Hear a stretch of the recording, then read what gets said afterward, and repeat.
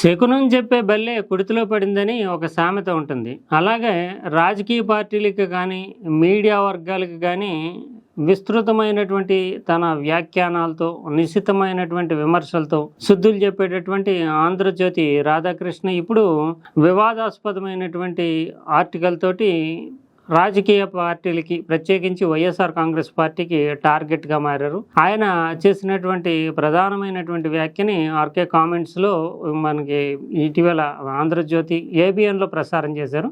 అయితే అదే ఆర్టికల్ని ఆంధ్రజ్యోతిలో ప్రచురణ చేసినప్పుడు మాత్రం కొన్ని వ్యాఖ్యల్ని తొలగించి ప్రచురణ చేశారు. అయితే అంతకుముందే టెలికాస్ట్ అయినటువంటి వార్తలో ఆంధ్రజ్యోతి ఏబిఎన్ ఆంధ్రజ్యోతిలో టెలికాస్ట్ అయినటువంటి వార్తలో మహిళలకు సంబంధించి కొన్ని వ్యాఖ్యలు ఉండడంతో వైఎస్ఆర్ కాంగ్రెస్ పార్టీ రాష్ట్ర స్థాయిలో ఆందోళన చేసింది. ఆంధ్రప్రదేశ్లో, తెలంగాణలో కూడా ఆంధ్రజ్యోతి ప్రధాన కార్యాలయాన్ని చుట్టుముట్టి కొంత గందరగోళం సృష్టించింది. అయితే ఈ సందర్భంగా ఆంధ్రజ్యోతి రాధాకృష్ణ చేసినటువంటి వ్యాఖ్యలను మాత్రం ఎవరు కూడా సమర్థించలేనటువంటి పరిస్థితి ఏర్పడము.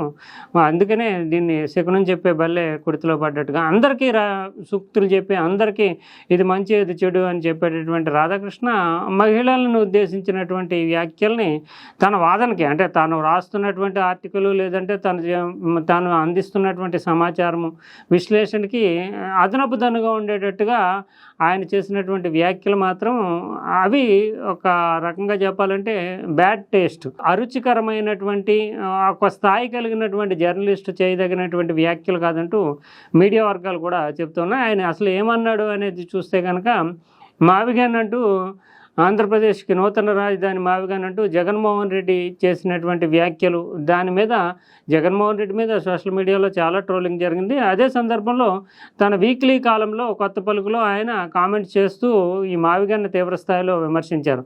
అంతవరకు సముచితము.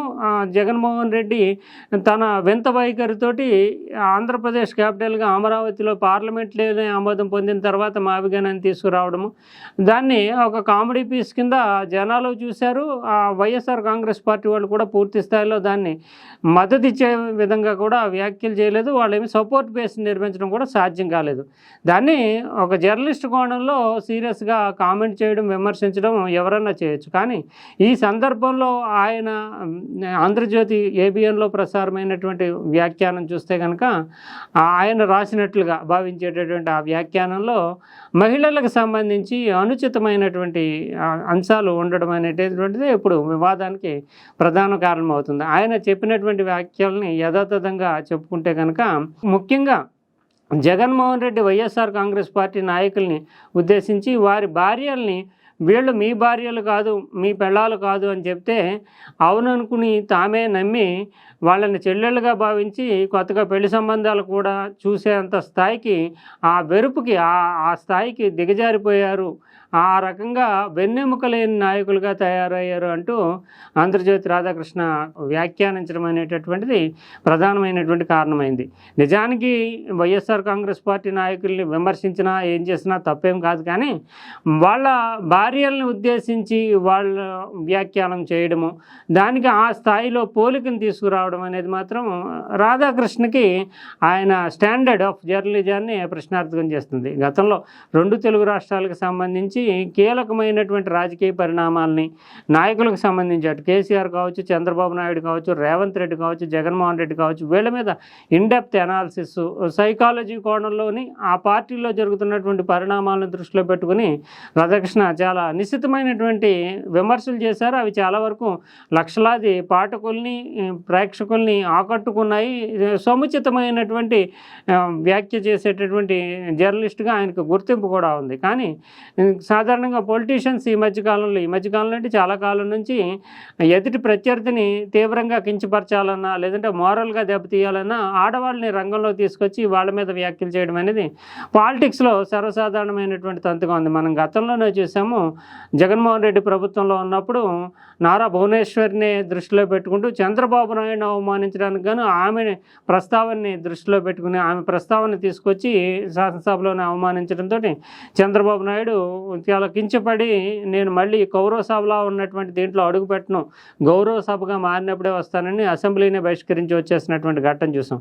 అంతకుముందు చాలా షర్మిల మీద చాలా రకరకాలైనటువంటి రూపాల్లో ఆమెను కించపరిచే విధంగా వ్యాఖ్యానాలు నడిచినటువంటి ఉదంతం మనకు తెలుసు.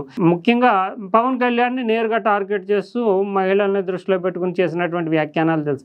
ఇవన్నీ ప్రత్యేకించి జరిగినటువంటి రాజకీయ రచలో భాగంగా జరుగుతూ ఉండి రాజకీయ నాయకులు రకరకాల కోణంలో ప్రత్యర్థులను విమర్శలు చేస్తూ ఉంటారు. కానీ ఇక్కడ మావిగన్ లేదంటే అమరావతి క్యాపిటల్ లాంటి కీలకమైనటువంటి అంశాన్ని దృష్టిలో పెట్టుకుంటూ వైఎస్ఆర్ కాంగ్రెస్ పార్టీ నాయకులను అవమానపరిచేందుకు వెన్నెముకలైనటువంటి వాళ్ళు జగన్మోహన్ రెడ్డి నంది అంటే నంది, పంది అంటే పంది అన్నట్లుగానే వీళ్ళు భావిస్తున్నారు అనే దానిని ఆయన బలంగా చెప్పాలనే ఉద్దేశంతో వాళ్ళ భార్యలను కూడా వాళ్ళు మీ భార్యలు కాదంటే చెల్లెళ్ళు అన్నట్టుగా సంబంధాలు చూస్తామనే స్థాయిలో దిగజారుడు వ్యాఖ్యలు రాధాకృష్ణ చేయడం అనేది ఇప్పుడు చర్చనీయాంశం అవుతుంది. దీనికి ఖచ్చితంగా రాధాకృష్ణ పొరపాటు చేశాము లేదంటే విచారం వ్యక్తం చేయడం ఇదన్నా జరిగి ఉంటే గౌరవప్రదంగా ఉండేది. ఎందుకంటే ఆయన గత చరిత్ర, గతంలో జర్నలిస్ట్ ట్రాక్ రికార్డు ఇవన్నీ చూస్తే రాధాకృష్ణ ఎలాంటి వ్యాఖ్యలు చేస్తాడా అని అనుకుంటారు. పొరపాటు ఎవరికన్నా జరగవచ్చు.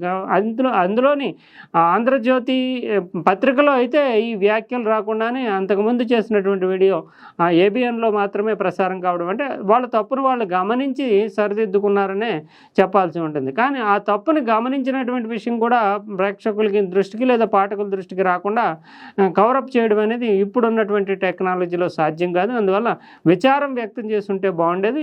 సాధారణ రాజకీయ నాయకుల స్థాయిలోనే ఒక సీనియర్ జర్నలిస్టు వ్యాఖ్య చేయడం, అందులోని ఆంధ్రజ్యోతి అంటే పొలిటికల్ సర్కిల్స్లో 2 రాష్ట్రాల్లోనూ ఒక సంచలనాత్మకమైనటువంటి పత్రిక, ఒక సాధికారిత కలిగినటువంటి హేతుబద్ధమైనటువంటి రాజకీయ అంశాల మీద ఇన్డెప్త్ అనాలిసిస్ ఇచ్చేటటువంటి పత్రికగా ముద్ర ఉంది. రాధాకృష్ణ ఆ మేరకు పేరు ప్రఖ్యాతులు కూడా ఉన్నాయి. ఆయనే తప్పుదారి పట్టి మహిళల్ని ఆసరాగా చేసుకుని ఒక పార్టీ నాయకులను విమర్శించడానికి మహిళలను బేస్ చేసుకుని విమర్శించడం అనేది మాత్రం ఇప్పుడు చర్చనీయమే కాకుండా ఇది జర్నలిజం ప్రమాణాలు కూడా కొంతమేరకు పై స్థాయిలోనే దిగజారుతున్నాయి. ఈ దిగువ స్థాయిలో ఎప్పుడో పోయింది. రాజకీయాల్లో పత్రికలు ఓన్ చేసుకుంటున్నటువంటి స్థితిలో రాధాకృష్ణ కలం కూడా ఈ స్థాయిలో వ్యాఖ్యలు చేయడం అనేది ఒక విచారకరమైనటువంటి ఘట్టంగానే మనం చెప్పాలి.